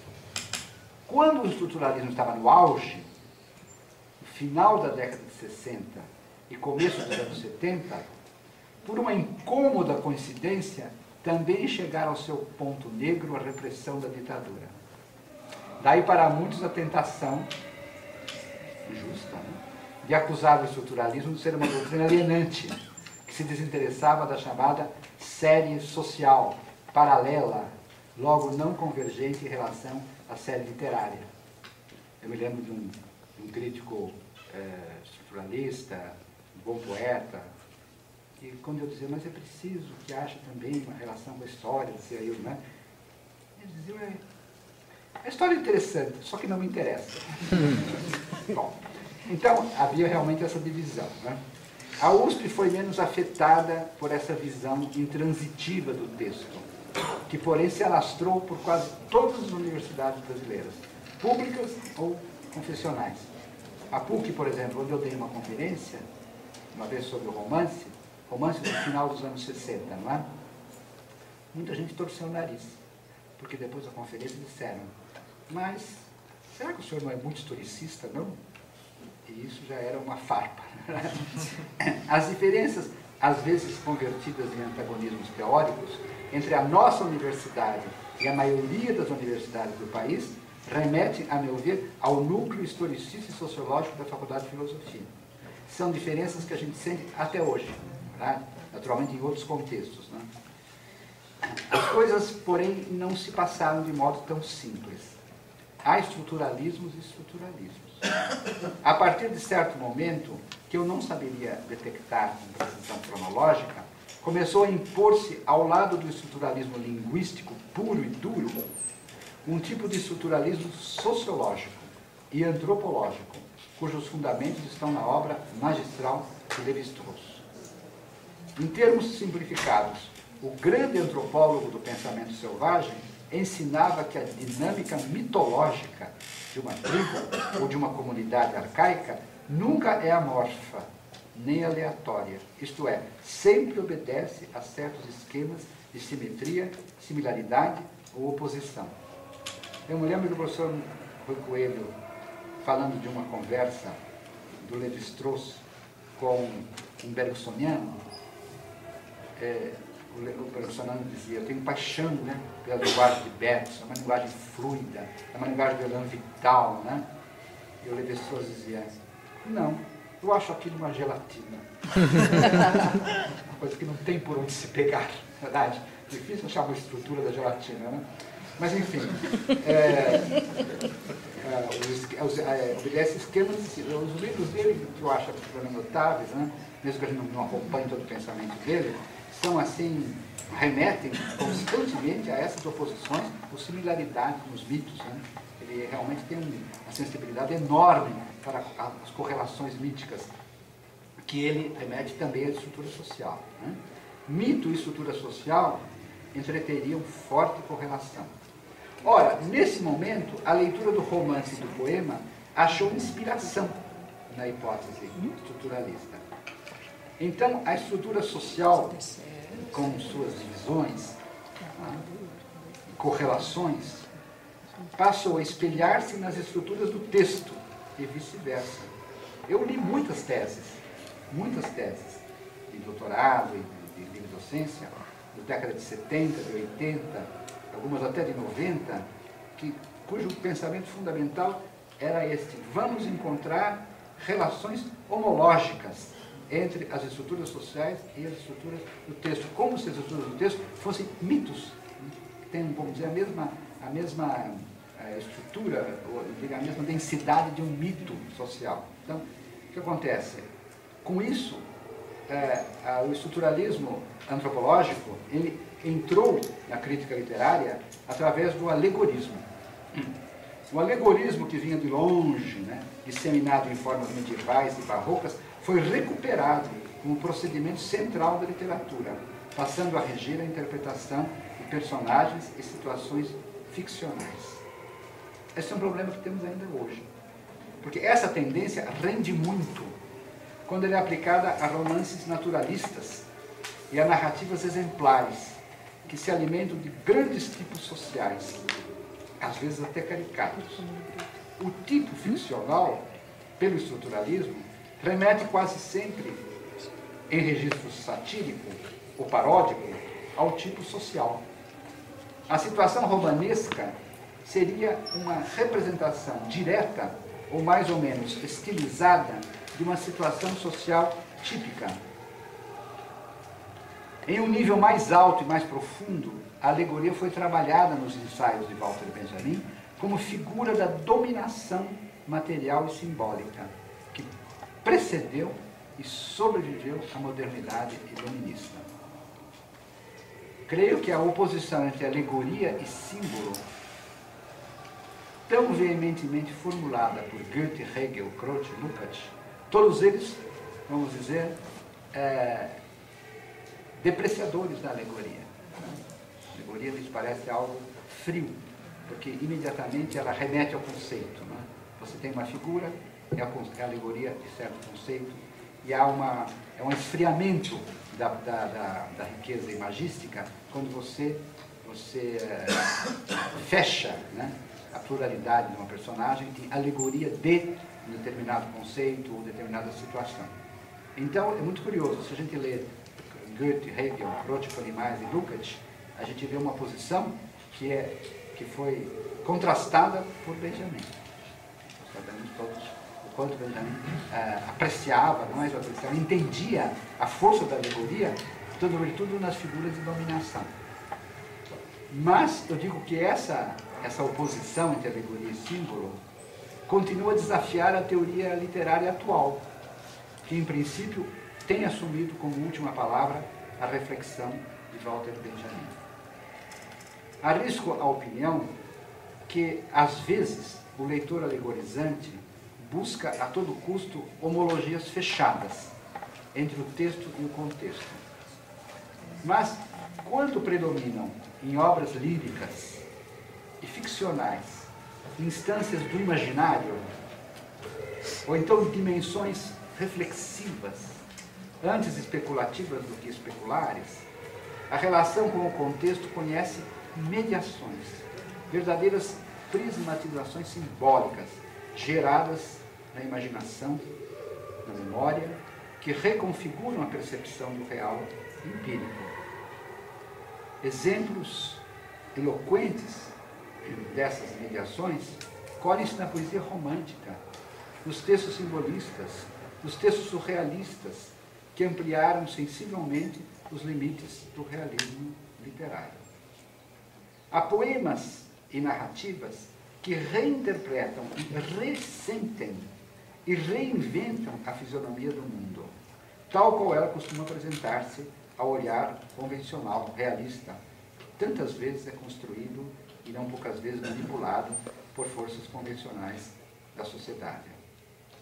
Aflora, então, dialeticamente, no estudo desses textos, a possibilidade de tensão e resistência entre o texto e o contexto. A leitura de Guimarães Rosa, há pouco tivemos a felicidade de ler o livro Buriti, do Brasil e da Grécia, do Roncário, mostra claramente o quanto Guimarães Rosa é um autor que pode passar do símbolo para a alegoria, porque há tantas mediações míticas, né, ou psicanalíticas entre vamos dizer, o sertanejo e o seu contexto, né, o patriarca e o seu contexto, né, como tudo isso pode ser tão enriquecido que a crítica alegórica, ela também tem que ser atravessada, segundo me parece, pelo simbolismo. Mas isso é um problema mais atual. De qualquer maneira, a ideia de resistência, em que o autor não se entrega ao contexto, né? Que o autor, como faz Cruz de Souza, como fez Lima Barreto, está numa tensão, né, criadora com o contexto, é algo que sempre me fascinou. Foi nessa possibilidade que eu apostei em algumas tentativas de interpretação. Foi num caminho cheio de riscos, mas essa é uma história que transcende os limites desse testemunho. Muito obrigado pela atenção de vocês.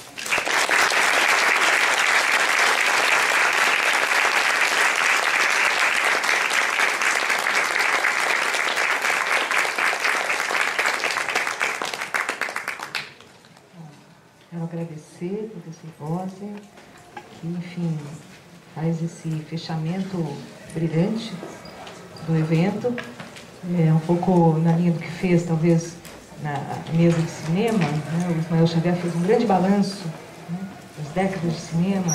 Eu acho que nós tivemos aqui também um grande painel complexo e denso, né, das correntes ideológicas e teóricas. Não sei quanto tempo temos para pelo menos uma ou duas questões, para a gente não sair assim, de novo sem debate, né? E podemos fazer uma pergunta, abrir para... Então, quem gostaria? Você consegue falar algo daí? Eu gostaria de falar um pouco sobre, talvez haja um pequeno déficit histórico aí, mas sobre dois críticos que me parece que estavam um pouco à margem da academia nessa época, que é o Anatol Rosenfeld e o Álvaro Lins, sobretudo calcado nessa questão ainda de correntes críticas, enfim, que tipo de método havia nesses dois críticos. Obrigado. Sim, são dois grandes nomes, né? Muito diferentes, né? O Álvaro Lins fazia uma crítica bastante complexa, que tinha, vamos dizer, como fundamentos, né, uma percepção até psicológica, né? Quando falava dos romances.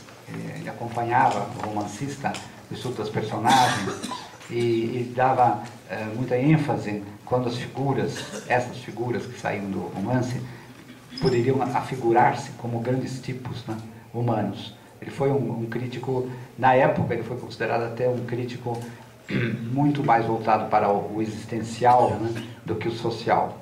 O que, porém, não é verdade, porque ele também tinha fortes interesses sociais, mas a crítica dele é uma crítica que hoje se chamaria de psicossocial. Foi notável, né, porque ele foi acompanhando a literatura. Nós temos os diários críticos dele, os jornais críticos dele, infelizmente hoje pouco lidos, né? Mas quando nós procuramos estudar os autores da década de 40, da década de 50, é que encontramos essa riqueza toda dos textos de Álvaro Lins, né? Não foi um autor da universidade, né? Embora muito lido na universidade. Ele era o autor do tempo dos grandes rodapés literários, né, que havia no estado de São Paulo, no Correio da Manhã, nos jornais do Rio. Então era por aí que ele se firmava.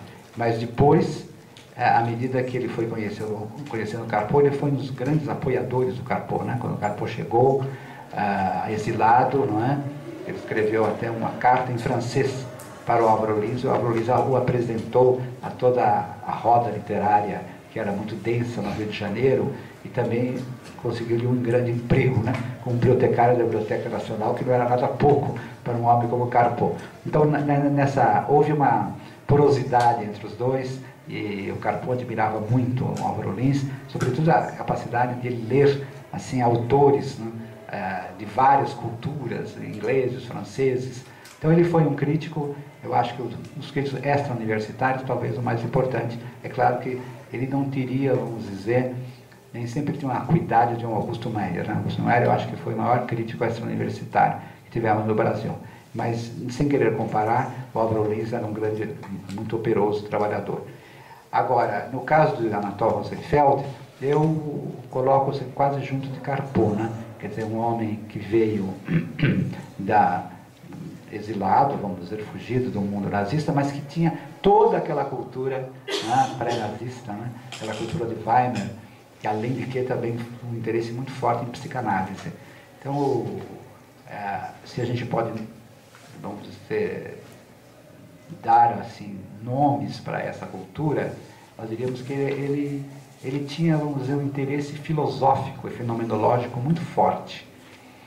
Eu assisti a alguns cursos dele, dados lá, que era 7 de abril, né, de Edifício do Tupi, em que a gente ia assistir duas coisas. O professor Eduardo Pizarra, cada quarta-feira, lia um canto da Divina Comédia. Uma vez só, ele leu 100 cantos da Divina Comédia, na verdade, atravessou o inferno, o purgatório e o paraíso, e lia toda quarta-feira. Eu li no jornal, quarta-feira, tal hora, vai haver, o professor Pizarra vai falar sobre o canto 28 do Purgatório, depois 29 do Purgatório. De vez em quando eu ia assistir lá, né? Ele distribuía todas as Divinas Comédias com as traduções. Né? Bom, mas nesse mesmo espaço cultural, não é? O Anatol Rosenfeld deu várias aulas que eu assisti, de introdução mesmo à fenomenologia, com leituras do Husserl que ele tinha, né? Eu acho que ele foi para nós naquele momento, né? Foi um abridor de caminhos extraordinário. E é difícil detectar, vamos dizer, é difícil definir qual seria o método crítico dele, né? Porque justamente como ele passava da psicanálise, né? Para a crítica social, para o conhecimento filosófico dos autores, então era um crítico culturalista, né? E ainda hoje os textos dele são fundamentais, né? A gente pode ler assim os textos dele sobre teatro, muitos deles, né? E que ainda hoje, vamos dizer, eu acho que são insuperáveis. Então são dois autores que foi bom você ter lembrado, e isso me faz pensar também, alguma coisa que eu não disse, a importância dos grandes suplementos, né? Em que eles escreviam, sobretudo o Anatol Rosenfeld, escrevia praticamente todos os sábados no suplemento literário, né? Começou em 56, esse suplemento, e eu lia sistematicamente.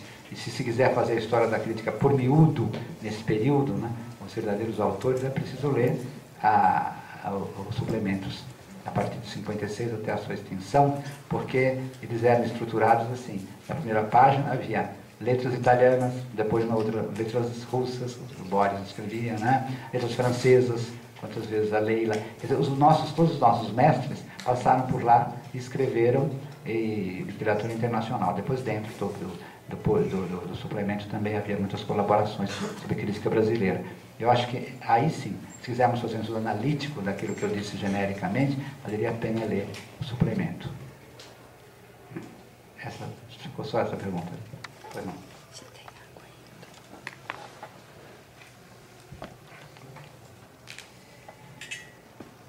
Ninguém mais? Posso falar?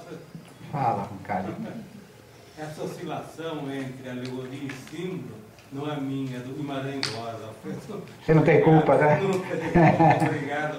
Ou melhor, soube aprender o que ele tinha de melhor. Sem dúvida nenhuma. Né? Guimarães Rosa é uma fonte. E o problema constante, né? O que é alegoria e o que é símbolo, na verdade. será que vamos terminar? Eu tinha aula com o professor de filosofia, Federico Patka, que tinha feito filosofia no Vaticano, tudo, era um homem muito erudito. No curso clássico ele dava aula de filosofia, como havia filosofia, né? Em illo tempore, né? Então, o que acontecia? Depois ele dava aula sobre Aristóteles, né? O Platão nos olhava e dizia, então, alguém tem alguma pergunta, né? A gente ficava cachapado, né? Porque depois, realmente era uma exposição muito densa, né? Sobre filosofia. Eu esperava um pouquinho, né?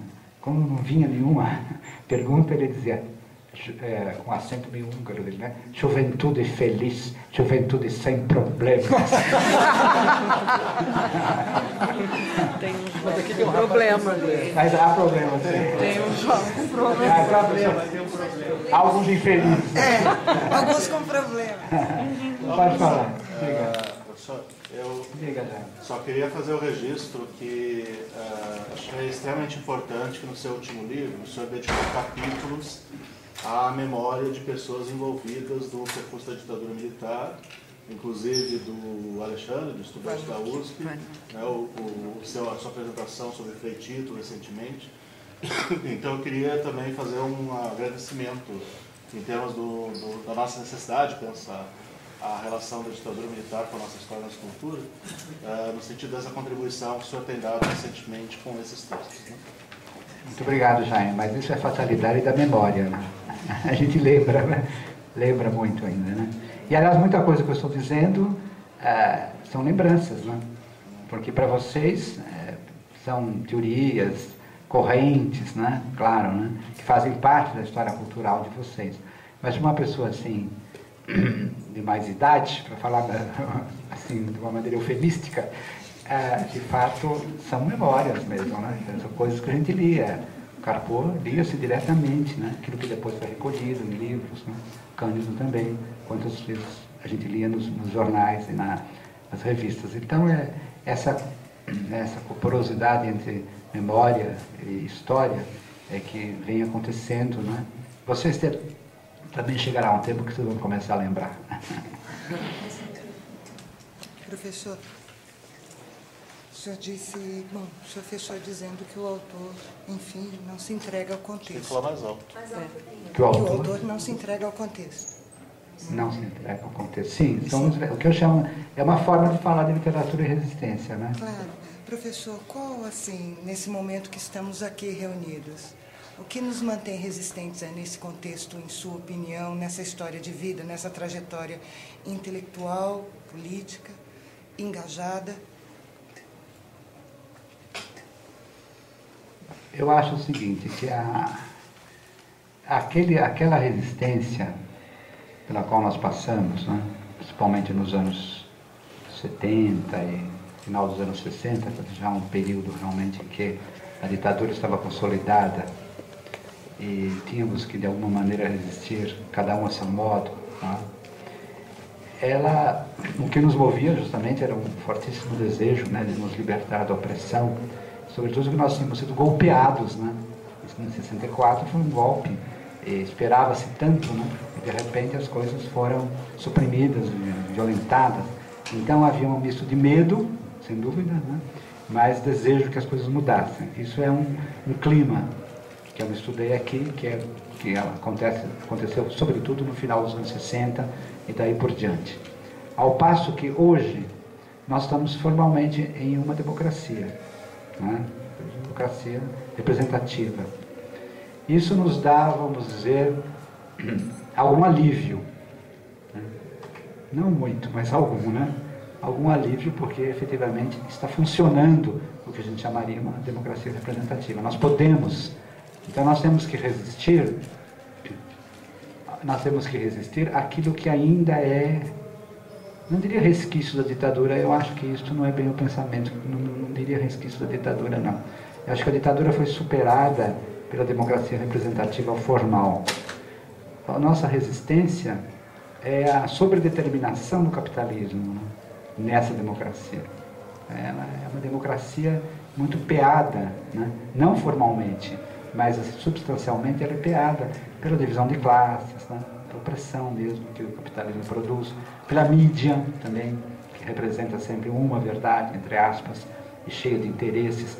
Então a nossa é o que diz perdão citar a minha mulher, né, Ecleia, ela diz para os alunos, vocês têm que ser não leitores de jornais, vocês têm que ser críticos dos jornais. Você tem que ler tudo que vocês leem, vocês têm que, de alguma maneira, suspeitar que muitas vezes uma frase de um jornal, sobretudo aqueles grandes parágrafos que se colocam assim nas chamadas, ela tem atrás de si, né, muitas forças e muitos interesses. E que é difícil, às vezes, a gente atinar, né, com o que realmente está acontecendo. Mas quando há uma orquestração, né, de todos os jornais, e de alguma maneira todas as formas de mídia incidem sempre, né, as mesmas ideias, querem produzir os mesmos sentimentos, então a nossa resistência tem que ser essa. Resistência de dizer, mas o que está acontecendo, né? E isso nos leva a aprofundar mesmo a história do nosso capitalismo. Então, esse é o tipo de resistência que nós temos. Eu acho que ela é, de alguma maneira, mais fácil e mais difícil. É mais fácil do que era na época da ditadura, em que nós estávamos aterrados, né, com o que podia nos acontecer, e nos aconteceu a tantos, não é? E isso é mais fácil, hoje nós não estamos nesse clima, felizmente. Mas mais difícil justamente por causa dessa aparência geral, né? Liberdade, que cada um diz o que quer, que é o que pensa. A gente tem a impressão que estamos assim num clima quase anárquico, né? Em que realmente as ideias podem ser veiculadas, e isso não é verdade. A fundo a gente vê que há certas linhas, né? Há linhas mais fortes de opinião, e essa seria a resistência. A resistência do intelectual em geral, não estou falando particularmente da crítica literária, estou falando da posição intelectual. Ela tem que ser, assim, uma posição de suspeita, de desconfiança, de crítica, porque senão a gente cai numa espécie de obscurantismo ilustrado. Alfredo, quando a mídia, o capital e o poder militar se reúnem e formam um bloco de poder avassalador, totalitário, como o que nós vivemos hoje, tem que aprender a fazer tricô. Há momentos. Você falou de um problema. Eu vou estar agora no final do mês em Lisboa, em que vai ser traduzida para o português a minha dialética da colonização.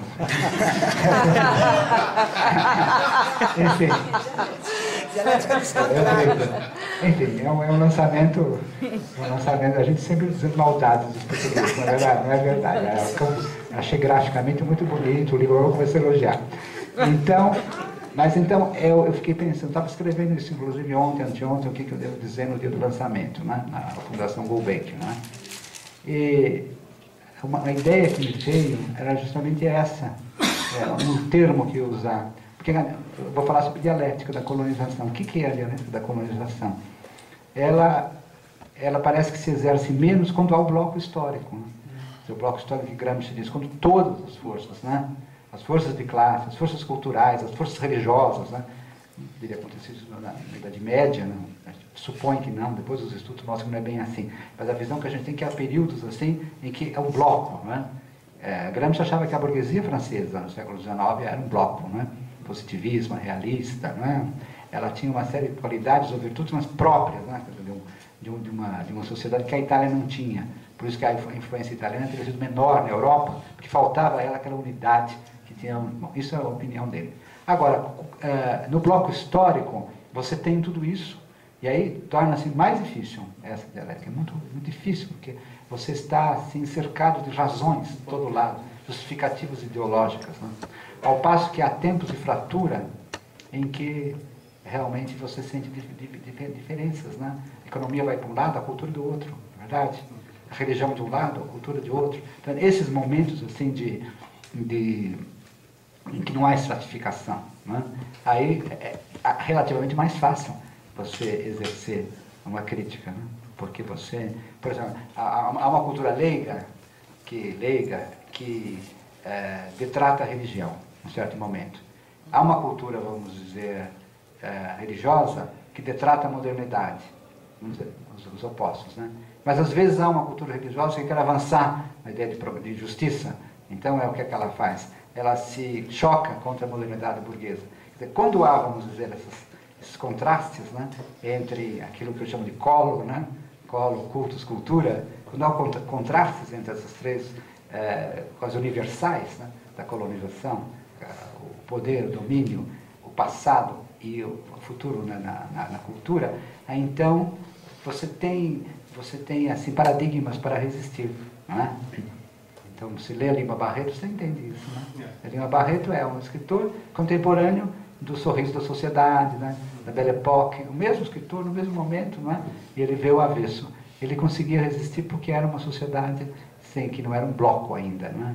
Eram sociedades em que existe o bloco histórico, aí você precisa ter muito fôlego para resistir, não é? Mais algum infeliz? Bom, então acho que para encerrar, só queria dizer que o senhor disse que é uma baixa de elan hoje. Eu sinto, né? Mas eu achei assim que esse evento mostrou um pouco diferente, né? Nós estivemos aqui 3 dias, conversando, debatendo, refletindo, ouvindo, né? Acho que mostrou se não é uma resistência nos tempos atuais, é uma força de... Bom começo. Exatamente. Então, de novo, então, de parabéns aos organizadores e muito obrigada.